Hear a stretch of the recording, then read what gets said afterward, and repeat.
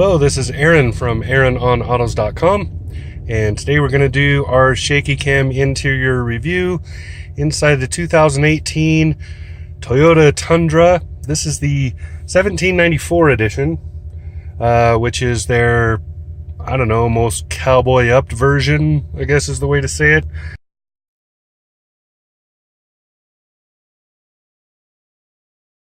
It's pretty highfalutin in a lot of ways.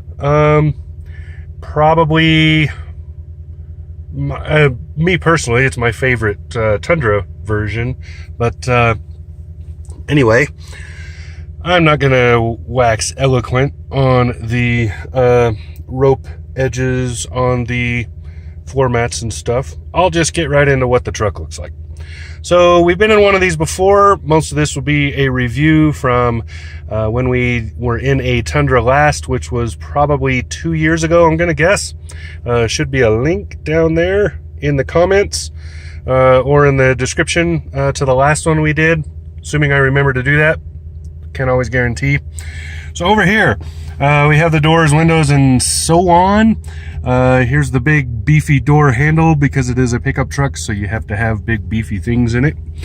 Over here, this is important to see. Here's the third glass in the rear view. So it's the, that's what you would call it, but in reality, it just rolls down the entire rear window. That's a Toyota thing. Weird placement. I'd rather have it over there or up on the visor, or the whatever that's called, you know, the top part of the car, the roof. Anyway, I'd rather have it up, but there it is right there. That's for the auto lights. That's for the cargo light. Over here is the mirror adjustment. Here you can turn on, just quickly toggle whether or not you want the interior lights to come on or not with the door, or on all the way or off all the way, and the dimmer for all of that. On the steering wheel, hopefully the sun's not glaring too much. I kind of like the lighting this way. I can see things a lot better as far as seeing it on the screen, but I don't know how it's going to come out in video. If it comes out crappy, you'll just never be watching this because I'll probably just nix it. So anyway, over here, you have your radio controls, I guess you would say. So channels, volume, so on. Here's your voice activation. With Toyota's Entune, you're going to get really used to using this because it is the fastest, easiest way to interact with the system. And this either puts a call on hold or mutes the radio. Down here is your telematics button. Very simple. Call, hang up, or call, hang up. Yeah, pretty straightforward. Over here, I don't know why I linger on stuff that's so obvious. Over here, this controls your driver information display. This is the back button for it. This pages through the menus. I'll show you that driver information display. This upfit package does have a lot of info you can look at, but honestly, none of it is really like earth-shattering. It's not, you know, stuff that you're gonna go, woo, I can't believe they include that now. Over here is your adaptive cruise setting for the distance. Cruise control, of course, is down here on this little dongle because it's Toyota. This is your lane keeping assist warning, yada yada. So you're wandering over those lines, it starts making noise at you and being annoying. I think I've told everybody before, I tend to turn this off because it is annoying to me. I go over the line a lot. When I'm passing a semi truck, I want to be as far away from that guy as possible. So yeah, there you go. Anyway, up here, washer, wipers, etc. Over here, lighting and more lighting, etc. You'll notice this little doohickey on the middle here that actually turns on fog lights and whatnot. So looking at the instrument cluster, this will be the make or break for this video as to whether or not I scrap it, because this is where glare is most likely to happen. So you see, there's my finger. So you see the tachometer over there. Speedometer, there we go, on the right. Battery, engine heat, oil, engine heat, fuel, and this is the driver information display. This thing my finger is totally covering, that's the driver information display. I'm going to swap hands so I can get a little closer to the screen and see what I'm doing. You see I have a low tire warning. That's simply because it was down below 20 degrees last night, and that's going to cause a little shrinkage as it were. Yeah, you can make your Seinfeld references down there. I'm sure George will appreciate it, since I don't think he's had a job since that show. So over here we have the driver information display. If I just flip through a few things, there's the stay awake warning. Here's a mile per gallon average. This one right here is actually for today, and since I just started this pickup truck up maybe 3 minutes ago, I'm kind of surprised I'm getting that good. Here's the trip distance. Obviously, I haven't driven at all. I don't know how it's 6 seconds. It's been a little longer than that. And this is what I've had it on most of the time, because I like the digital readout for my speed versus this. And that's true of almost every car I've ever been in. Now, if I go sideways through the menus, there's a few other things you can see up at the top, that blue. That's the main menu that I'm in. So cruise control settings, etc., and messages if I have any.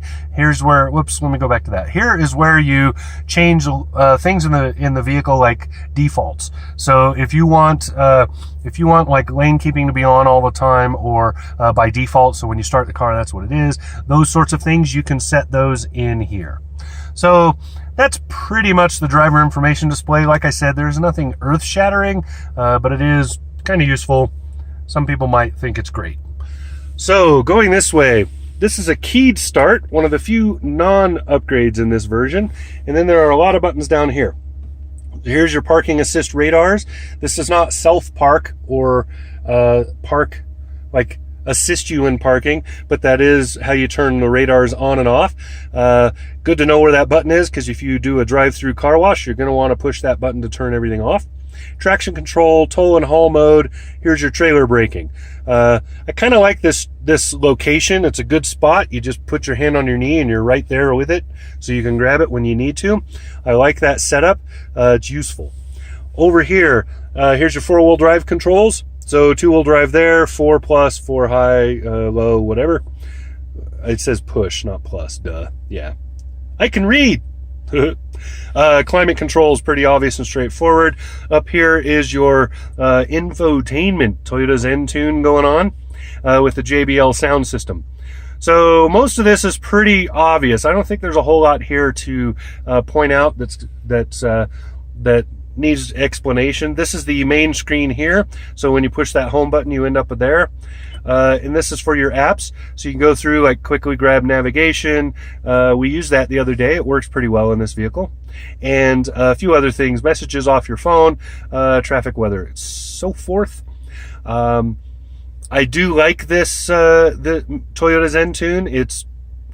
It's not focused. There you go. It's pretty quick on the uptake.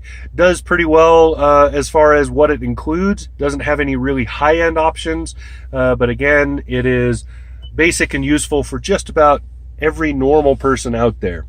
Over here, here's your Dukes lights, climate controls. I pointed out down here. You'll see there's a couple of 12 volts and USB, and then here's an extra drink holder there. Here's a kind of whatever catch-all. I've been just dropping my phone there. It's not rubberized on the bottom. I wish it were, so things wouldn't slide, but that's a good spot for your phone. There's another really good spot for your phone I'll show you in a minute. Here are your drink holders. These will, so you see this little water thing, how it's got lots of slop in it? These drink holders, I'm glad Toyota, by the way, got away from those clips in the middle that always broke. These will hold your giant 7-Eleven Americanized super awesome mega gulp. And over here's your shifter. Now I have to kind of block the sun because I'm really getting some glare. But here's the shifter. Note the wood inlay. Otherwise, pretty straightforward, nothing special to show you. Here's another awesome spot for a phone. This is rubberized a little bit, not a lot. You can still hear it's hard plastic. But your phone doesn't tend to move around in there much. That's cool. 1794 edition, because, you know, highfalutin. And giant storage bin. Blah. You can fit a lot of crap in there, including probably a Haitian family. Over here you have your seating. I want you to see what that looks like. This is the ventilated seats. These are heated and vented seats. Plus it's a truck, so I do have some power tools in it because, you know, I have a truck, got to go do stuff, right? Anyway, I like the seating in this a lot. They did a really good job with the leather and the quilts, just the way it feels. It's just a really good seating. The whatever you call this, suede. There you go. That's the word I'm looking for. The suede is really nice. Really like this seating here, and I like just the general look of the cabin. They did a good job with the color contrasts, so that they blend and contrast a little bit and create different tones going on. So you're lighter in the middle, a little darker on the end, and then really dark at the bottom. Just looks really good. Windshield's all foggy. I turned off the climate. So anyway, the back seats in this crew cab are huge. I used to have 3 kid seats in here. I took one out, but you can easily get 3 across back there with little kids if that's what you've got. Very, very awesome. I will note that the underseat storage is nixed in this package. I don't know why. I think it's because this has the larger fuel tank option. But I'd have to look that up. So if I have bothered to look that up, you'll see it down there, explained right now. This is the short bed version of this truck, so there is not as much space in the back as there could be, but it's not terrible. It is well done. I do like the design of the Tundra. It's a good, heavy, beefy truck that can do its job. It's not winning awards for best in class anything, but honestly, those are mostly bragging rights.